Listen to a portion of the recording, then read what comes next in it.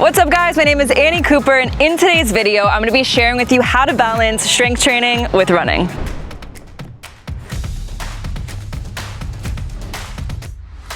All right, so first thing I'm going through my warm-up, and what we're gonna be talking about is the 3 zones that you wanna be in when running, which is super important when combining strength training to not overdo it. So we are doing a short little warm-up here, and then we're gonna get into the kind of chit-chat super fast, and then we will get into the strength training portion of things and kind of break it down when I'm in my home gym. So stay tuned. So when you're looking at these zones, how do you know which one you want to be in and which one you want to focus on the most? So zone 1, the lower intensity, that's actually kind of what you want to focus on the most and what about 70% of your training should be in. The next thing is zone 3.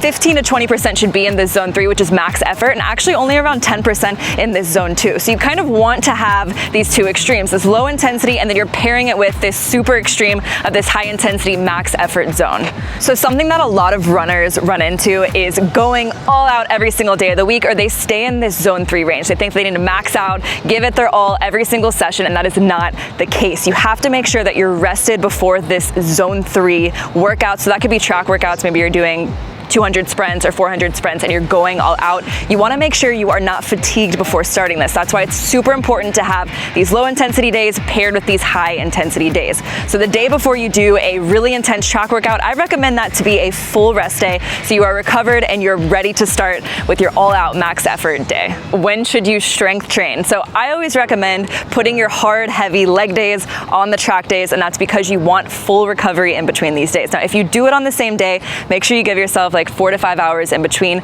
so you're recovered and you're making each session worth it. I don't recommend doing it back to back because you're going to be fatigued for one of the sessions and not each one is going to be done at kind of your max effort level. So that way, if you do it on the same days, then your other days of the week can be a little bit lower intensity and you're giving your legs a full rest as much as you can. So I recommend doing it on the same days, but again, listen to your body, see what it is that you need to do and kind of work around how you're feeling. So a great week, which I will put on the screen below, could be Monday, kind of like a steady state run. Tuesday's a track workout. You could use this as some really heavy, really short, speedy sprints. Wednesday could be kind of a moderate intensity day. Thursday could be a longer interval day at the track. Friday, again, a short, longer, kind of low intensity run. Saturday, a rest day, and then Sunday, a long run where you're going at a low intensity pace, but a little bit more mileage. So that's a good week to kind of look for when you're focused on the running. A few last things before we move into the strength training part is you want to make sure you are focusing on recovery. Do your drills, do your stretching, do your foam rolling. Remember that the more that you run and the more that you weight lift, you're going to keep tightening up your body. Everything's going to be tight. So make sure you're getting this recovery done. Make sure that you are also getting your water in, proper nutrition, and you are making sure you're doing things like the cold plunge, you're doing compression boots if you have that available, or you are doing other recovery things to help you be prepared and ready for these intense sessions.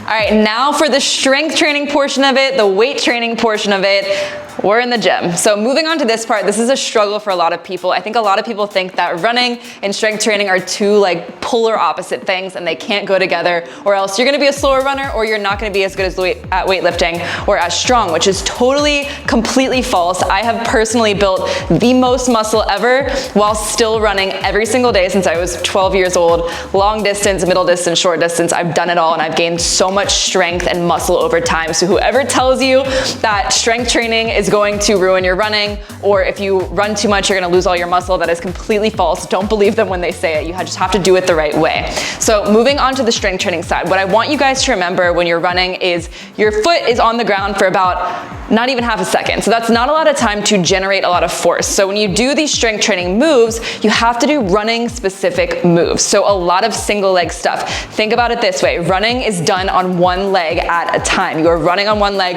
running on the other leg. You want to make sure each leg is balanced, which is also another reason why it's super important to do single leg movements. Bulgarian split squats are really important. Doing things like single leg deadlifts are great. And then also doing your compound movements are going to be one of the most important things that you can do. So your sumo deadlifts, regular deadlifts, your squats, and also incorporating explosive style movements. Like I just said, one foot is on the ground for about half a second, not even. So that's not a lot of time to generate force. So you want to make sure that you are working on exploding off of one foot, and that foot is strong. So things like kettlebell swings, ball slams, explosive squats, explosive box squats, box jumps. So things like this are going to be really beneficial if you want to improve your running and get stronger at your running.